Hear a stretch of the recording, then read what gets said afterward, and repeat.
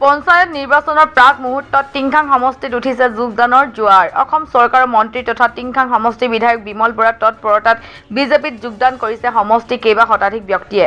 দুটা দিন পূৰ্বে হালমাৰী গাঁও পঞ্চায়ত, বামুণবাৰী গাঁও পঞ্চায়তৰ কেইবা শতাধিক ব্যক্তিয়ে আনুষ্ঠানিকভাৱে যোগদান কৰাৰ পিছত দেওবাৰে তিনিঠেঙীয়া গাঁও পঞ্চায়ত, লেঙেৰী গাঁও পঞ্চায়ত আৰু ৰাজগড় গাঁও পঞ্চায়তত কেইবা শতাধিক ব্যক্তিয়ে বিজেপিত আনুষ্ঠানিকভাৱে যোগদান কৰে। এই উদ্দেশ্য মন্ত্ৰী বিমল বৰাৰ উপস্থিতিত দিনৰ ভাগৰ পৰা নিশা পৰ্যন্ত অনুষ্ঠিত হয় তিনিখনকৈ যোগদান সভা।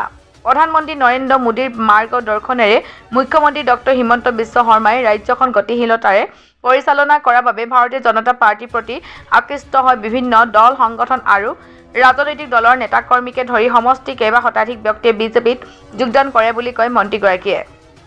বিজেপিত যোগদান কৰা সকলোকে দললৈ উষ্ম আদৰণি জনাই ৰাইজৰ উন্নয়নৰ বাবে কাম কৰি যোৱাৰ প্ৰতিশ্ৰুতি দিয়ে মন্ত্ৰী বিমল বৰাই। মাননীয় মুখ্যমন্ত্ৰী ডক্টৰ হিমন্ত বিশ্ব শৰ্মা ডাঙৰীয়াই যি গতিশীলতাৰে ৰাজ্যখন পৰিচালিত কৰিছে, মাননীয় প্ৰধানমন্ত্ৰী নৰেন্দ্ৰ মোদী ডাঙৰীয়াৰ মাৰ্গদৰ্শনেৰে সৰ্বস্ত জনসাধাৰণ ভাৰতীয় জনতা পাৰ্টিৰ প্ৰতি আকৃষ্ট হৈছে। সকলো জনসাধাৰণৰ আশা আকাংক্ষা অনুভৱ উপলব্ধিসমূহক আমাৰ চৰকাৰে স্পৰ্শ কৰাৰ পৰিপ্ৰেক্ষিতত আজি বিভিন্ন দল, বিভিন্ন মতৰ ৰাইজ ভাৰতীয় জনতা পাৰ্টিত আহি যোগদান অব্যাহত ৰাখিছে।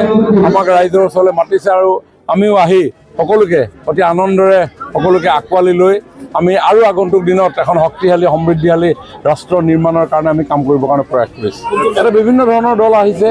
আমাৰ যিবিলাক দল অসমত আছে, কোনোবা কংগ্ৰেছৰ পৰা আহিছে, কোনোবা দুই এটা নতুনকৈ কোনোবা গঠন হোৱা দলত ভুলতে গৈ পাইছিলোঁ বুলি কৈছে এখেতসকলে, সেইবিলাক দলৰ পৰাও আহিছে।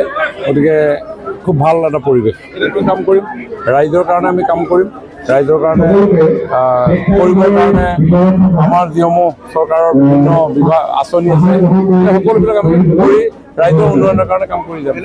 আজি মষ্ট প্ৰবেবলি 200-250 মান হ'ব এই সভাত, আৰু দিনৰ ভাগতো এখন সভা আছিলে আমাৰ তিনিঠেঙীয়া পঞ্চায়তত।